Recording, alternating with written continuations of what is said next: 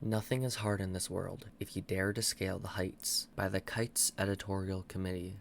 A series of outrages and the protests and rebellions that followed them have laid bare to a new generation, to white people willing to listen, and to the whole world a cold but potentially liberating truth. White supremacy and the oppression of black people are fundamental to the foundations and functioning of the United States. And the rulers of the US, no matter what they as individuals think or feel, cannot go a day without inflicting brutality on black people. These brutalities will only end when the system that needs and perpetuates them, together with the class that rules that system and those who enforce it, are forcibly overthrown and destroyed. The government response to Hurricane Katrina that resulted in the loss of countless black lives and the destruction of black neighborhoods in New Orleans, the Jenna 6, the racist vigilante murder of Trayvon Martin, the epidemic of police murders of black people, whose victims include Michael Brown, Freddie Gray, Tamir Rice, Philando Castile, Breonna Taylor, and now George Floyd. The youth at the forefront of the most powerful rebellion in 50 years in the US grew up watching the horrific images of these and many other outrages. Despite 2 terms of the first black president, despite federal investigations into police practices, despite the implementation of body cameras,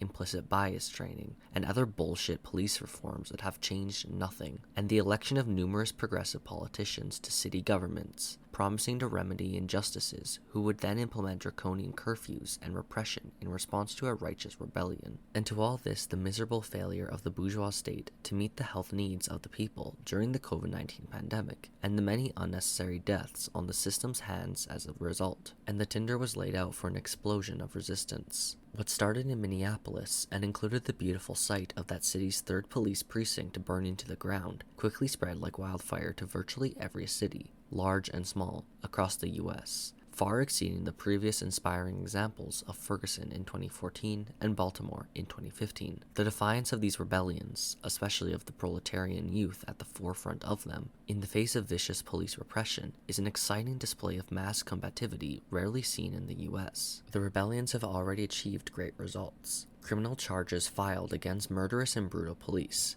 disrupting the smooth functioning of law and order, repolarizing society in a way that has forced everyone to reckon with the oppression of black people, and exposing the way that every elected official in any position of actual power, whether blatant reactionaries like Trump or progressive mayors like de Blasio, Lightfoot, Garcetti, or Frey, supports and resides over the brutal police and repression that are used to stamp out rebellion. The question we always ask is, what will come of this? How do we go from mass rebellion to a mass revolutionary movement? How can mass combativity now lay the ground for mass combat in the future? For days, the rebellion succeeded in getting beyond the control of city governments, police, and all those claiming the mantle of justice while instructing people not to go beyond the limits of the acceptable channels of dissent. These rebellions exposed the irrelevance of the multitude of same-old leftist organizations, postmodernist activists, non-profit organizations, and all manner of other opportunists. In the coming weeks and months, the ruling class and a variety of bootlickers, opportunists, and progressive politicians will be working to glue the social order back together with a variety of tactics, from good protester, bad protester narratives, to promises of police reform, to electoral schemes. And of course, they have and will continue to brutally repress rebellion out of existence, including with lengthy prison terms for the most audacious and defiant. Those of us who understand that no fundamental change can come about from this system have a responsibility to defend those facing prison time, to support and spread any new wave of rebellion, and to expose the bankruptcy of all the reforms being offered as solutions,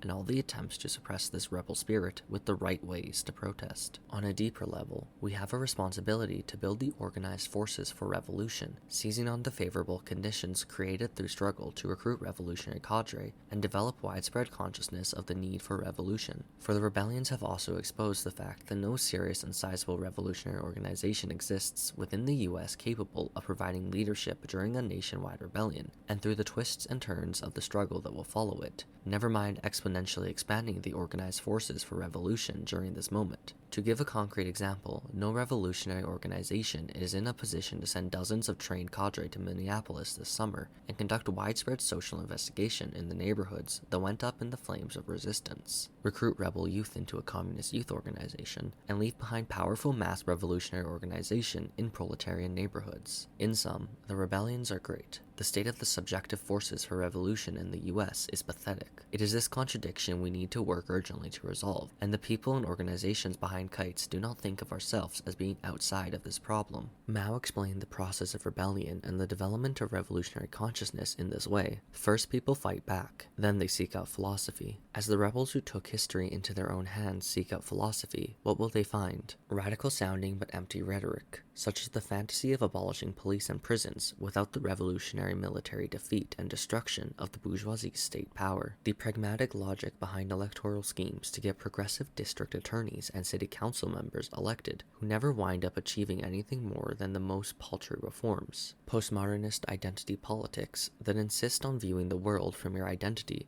out and treat identities as commodities to be traded on the non-profit activist organization job market. If they go to college, the endless perpetuation of ever more nonsensical postmodernist jargon that is completely out of touch with the material realities of oppression and oppressed people. The stale strategies of leftist organizations who have been doing the same thing for decades. The posturing of dogmatic idiots calling themselves communists, Maoists, etc. Revolutionary philosophy, strategy, and politics are difficult to come by in North America today. While the member organizations and individuals behind Kites cultivate class struggle and mass combativity in their own regions, our collective contribution through Kites will be to continue to address questions of revolutionary strategy, analyze the unfolding crises of capitalism and imperialism, and offer summations of resistance and revolutionary struggles that we must learn from. Deeply relevant to this moment are the articles in the series The Spectre That Still Haunts, Locating a Revolutionary Class Within Contemporary Capitalism and Imperialism, the article From the Masses to the Masses, a summation of the October 22 Coalition's resistance to police brutality in the late 1990s, and the more recently released Manifesto of the Organization of Communist Revolutionaries, all available at kitesjournal.org.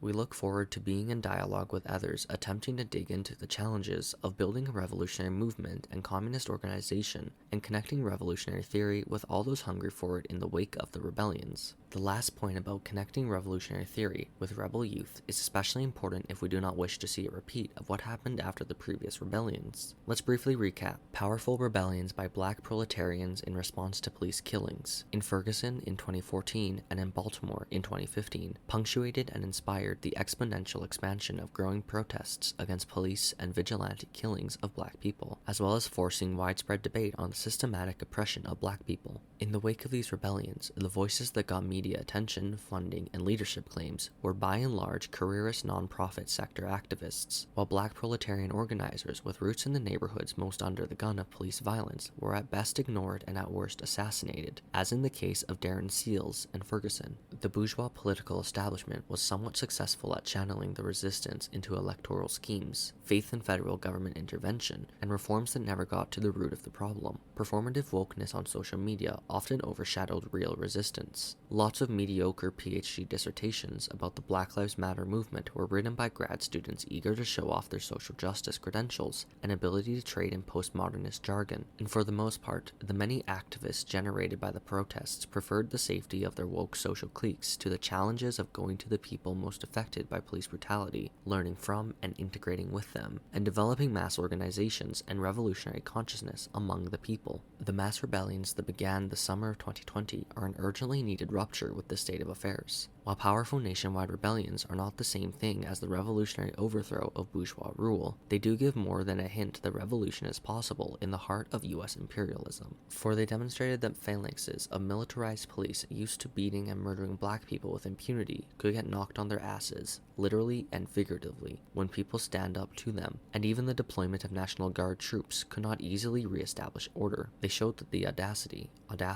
and more audacity of the youth refusing to back down and willing to fight the police can catch on like wildfire and inspire others all across the country to join in. They prove the existence of a social base for revolution, and that when people on the bottom of society move in powerful ways, all other classes are forced to respond and take a side. and they brought out cracks and fissures within the ruling class and revealed its inability to maintain social order when faced with a critical mass of people in open rebellion. While the particular militancy of this moment will not maintain itself indefinitely, the spark for these rebellions, the oppression of black people, is something the U.S. ruling class cannot put out. This is because from slavery to Jim Crow in the South, to ghettos up north, to the war on drugs, mass incarceration, and the casting off of large numbers of black people into unemployment as a permanent surplus population, the U.S. ruling class has depended on the exploitation of black people, or on discarding them when they can no longer be profitably exploited, and the social cohesion of the U.S. has rested on keeping the masses of black people in a subordinated position in all spheres of society, which can only be maintained with the utmost violence and brutality from police and prisons. The rebellions have revealed this cold truth and created favorable new conditions for revolutionary organizing, but communist cadre will not emerge spontaneously from these flames, so it is incumbent on all of us to find ways to connect with the rebel youth casting off the well-worn ruts of established ways of dissent. Our journal Kites enters the fray with the weapon of communist theory. On the ground, we hope those who dream of going from rebellion to revolution will find ways to connect with the masses, learn from them and their inspiring example, build organization among them, and develop themselves and others as communist cadre figuring out how to rise to the challenges ahead. To end with these relevant words from Mao, how shall we judge whether a youth is a revolutionary? How can we tell? There can only be one criterion, namely whether or not he is willing to integrate himself with the broad masses of workers and peasants and does so in practice. If he is willing to do so and actually does so, he is a revolutionary. Otherwise, he is a non-revolutionary or a counter-revolutionary. If today he integrates himself with the masses of workers and peasants, then today he is a revolutionary. If he ceases to do so or turns round to oppress the common people, then he becomes a non-revolutionary or counter-revolutionary.